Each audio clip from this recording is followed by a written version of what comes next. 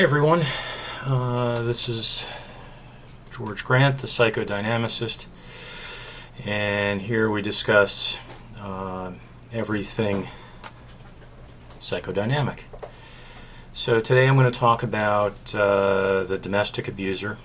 My background is I'm a psychoanalyst, and I've worked about 2 years with Jersey Battered Women's Service. I've facilitated groups working with perpetrators of domestic violence, and we're going to talk about a little bit about that today.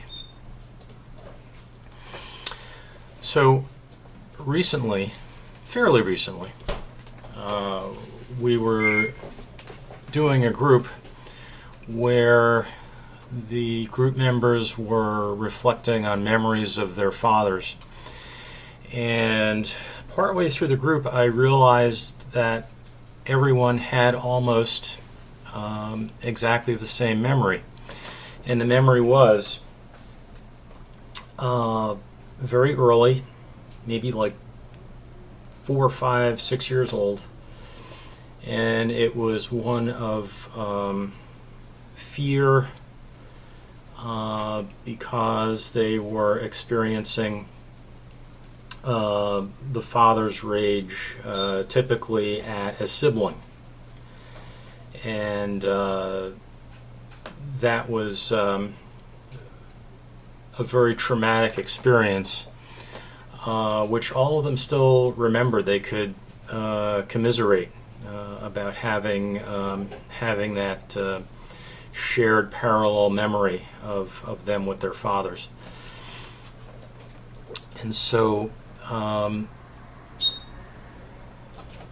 I thought about this for a while, and I decided the root of the abuser's forbidden feeling state was the induced feelings of the father's rage conflated with the traumatizing fear that led to feelings of anger that could not be expressed productively.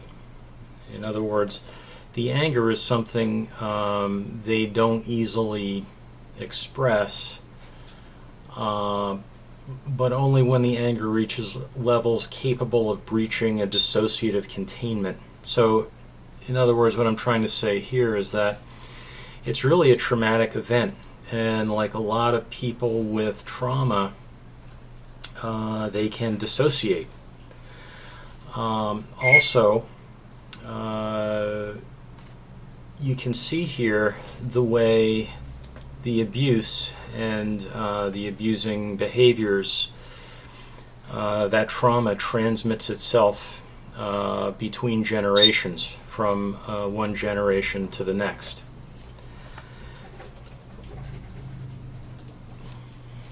So the root of the abuser's forbidden feeling is the fear of abandonment. It's much better for the child to believe that it is bad rather than to believe that the parent upon whom it depends for survival is bad, right? Because the latter is actually an existential threat for the child. Okay, it would be really bad for the child if the child were to believe that the parent were bad and its life really was in danger. Oops. What happened here? Okay. For the same reasons, the abused identify with the aggressor and come to believe that they're in fact responsible for the abuse. So in the same way, and for similar reasons, the person who is abused has that same idea that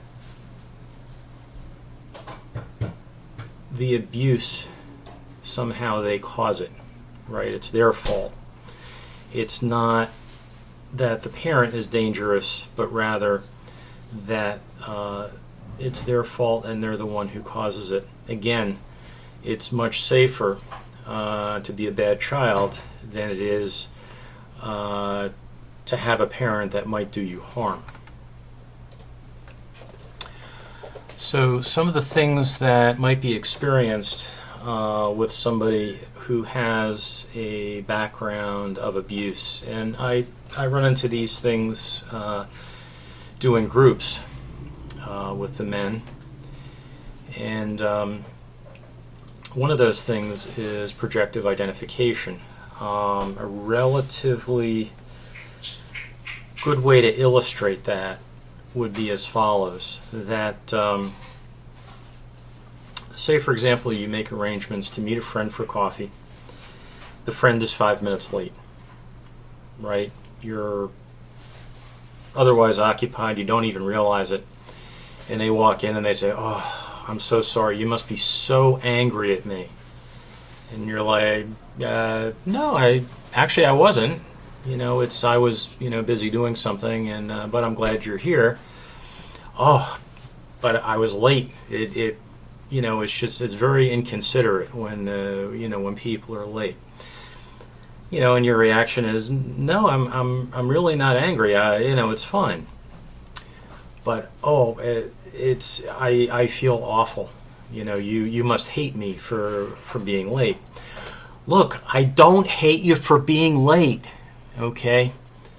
So now you start to identify with the anger, right, that the person is projecting in your direction. You start to identify it. Identify with it. Typically people don't identify it, but identify with it as your feeling instead of the person's projection that you identify with, right?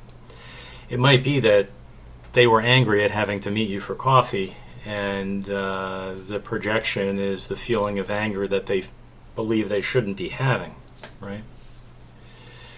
So that's maybe an example of what projective identification is. And a little bit about projective identification on the part of the aggressor in the situation, and the identification with the aggressor on the part of the victim. Denial is primitive defense that sometimes the abuser has as an ego defense. It never happened. I didn't do that. It wasn't me, it was somebody else, right? So they just deny the whole thing. Insincerity. They might tell you what they think that you want to hear. "Oh, I'm really sorry I did that," but maybe they're not so sorry, maybe they're glad they did it.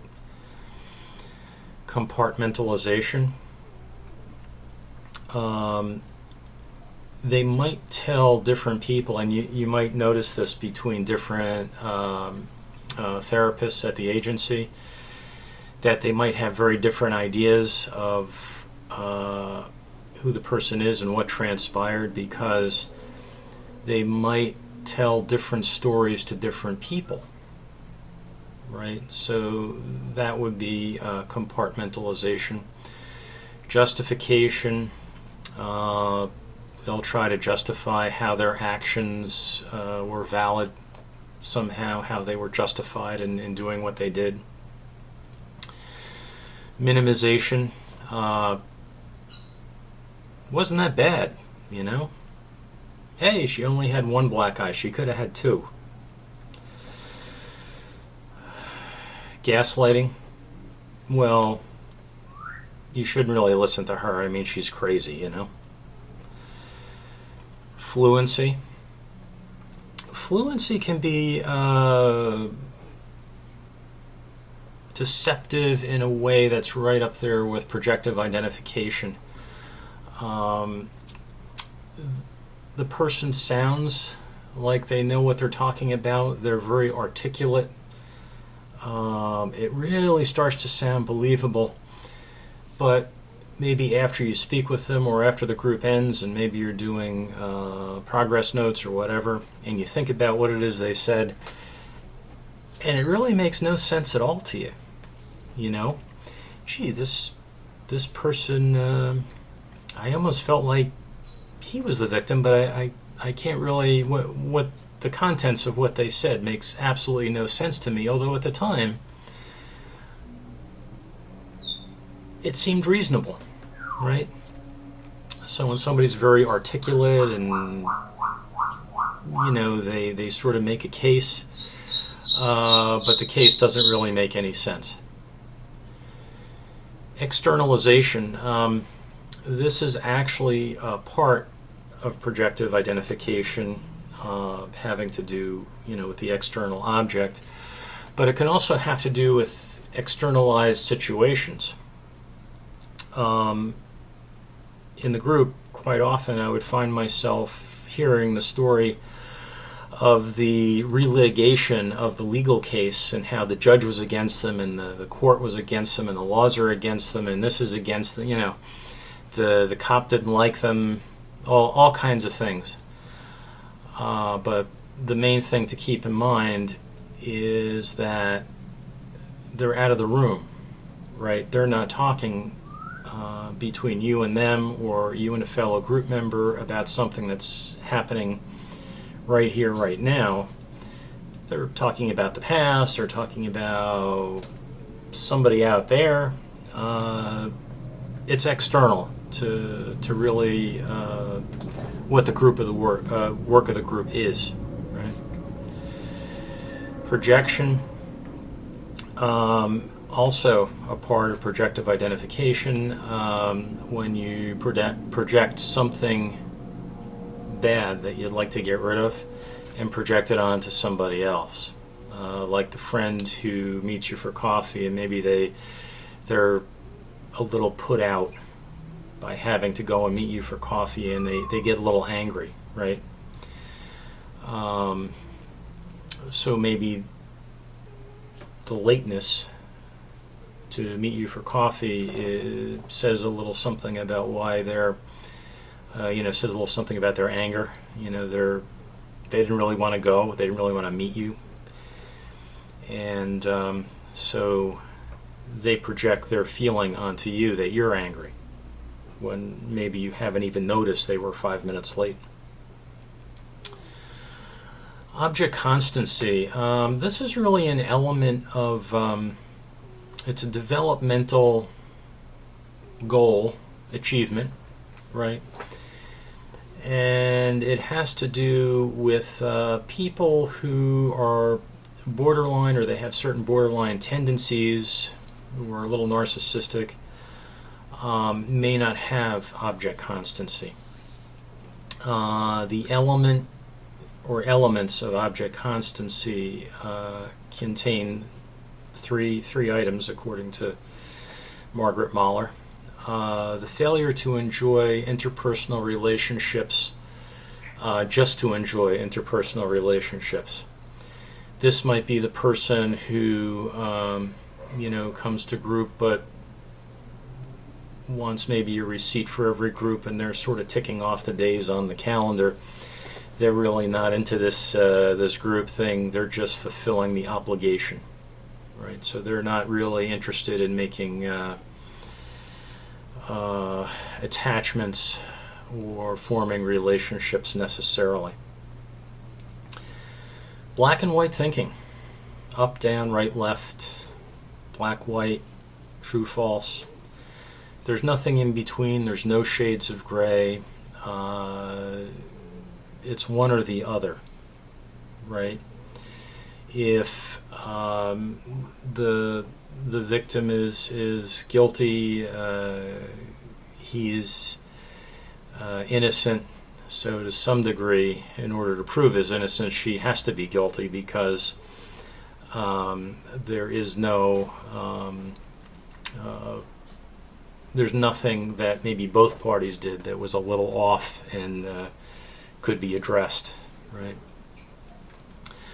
Also, quite often there's a failure to be able to stay on topic. They tend to jump around a little bit. They'll move from topic to topic and sometimes from talking about different people, and you'll almost get confused. You'll get confused about what it is they're talking about, who they're referring to when they say he or it or they.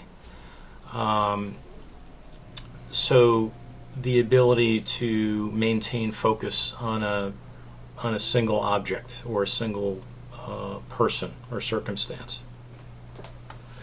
So those are just some of the characteristics of what you encounter when you encounter the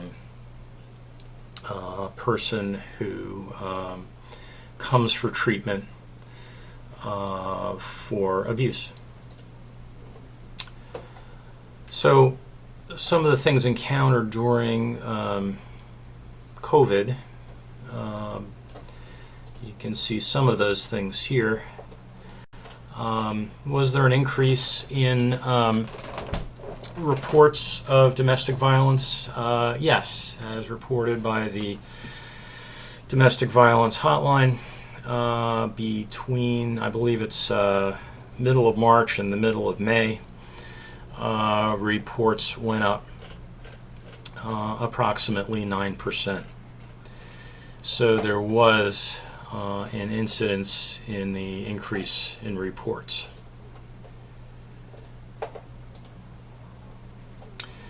And during COVID,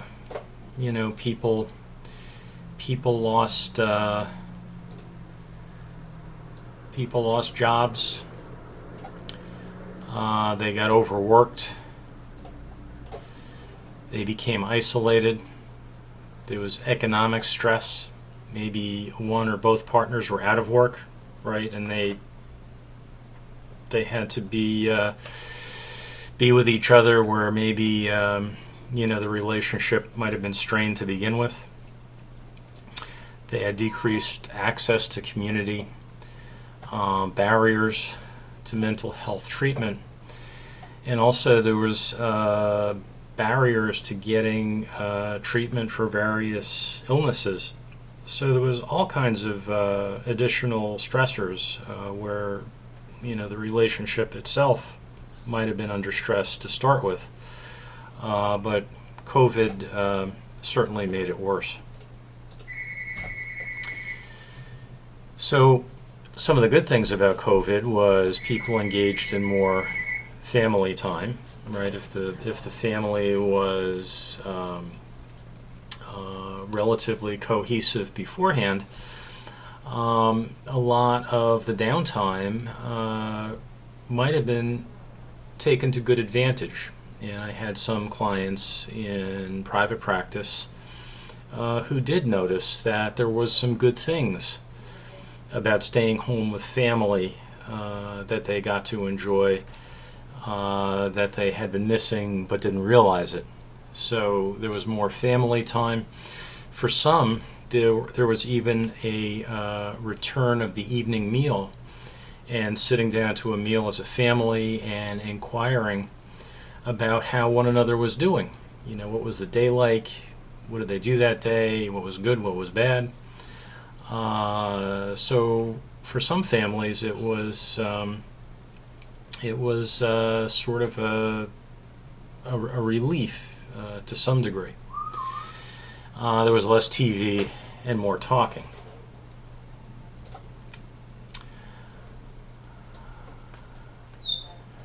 Now, going along with the experience of being isolated was that immediately after the onset of the quarantine, or whatever you want to call it, the shelter in place,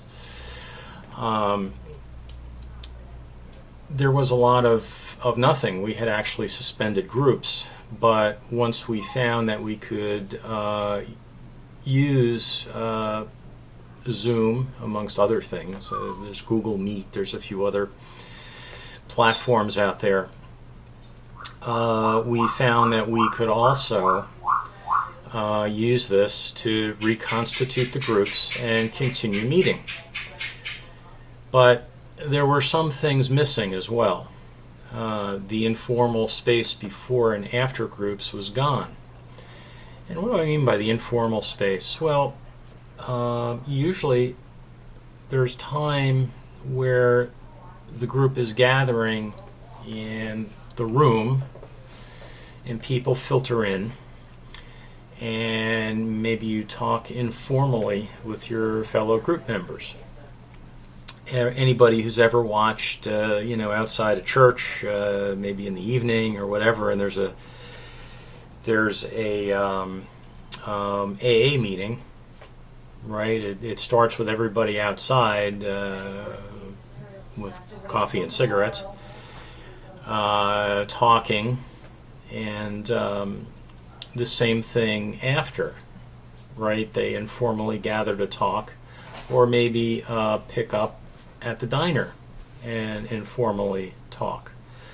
So this informal space on Zoom really stopped existing, and I think that was missed by some group members.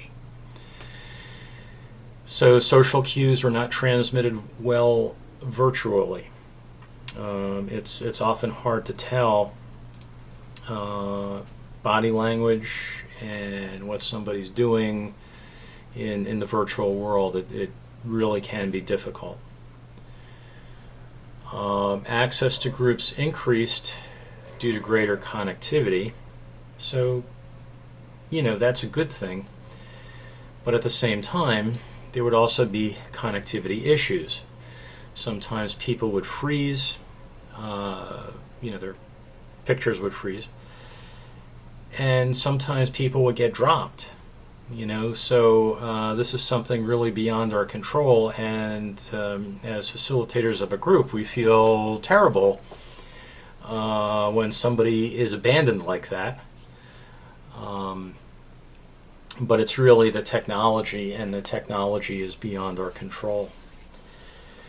So the technology itself, a packet-switched network, lends itself to time delays and other awkward inconsistencies. Sometimes you feel you start talking at the same time as one or two other people, and it's hard to tell because there's not that immediate in-person sense that we get from the other people in the group, and we find ourselves stepping on each other a lot more than we used to. Since you tend also to focus on the individual pictures of people rather than a picture of the whole group, groups tend to have more facilitator-member interactions and less member-to-member interactions. You really have to make an effort to bridge between group members to remind everybody that the other people in your group are still there and you can talk to them. Members miss being in the presence of others, and even though that's kind of a subjective thing, it's something that matters and is still missed by people. So this has been termed the feeling of being, zoomed out. I think a lot of people would like to return to the in-person experience, which is part of what a group, the immediacy and the connectedness and the attachment of a group, it really consists of.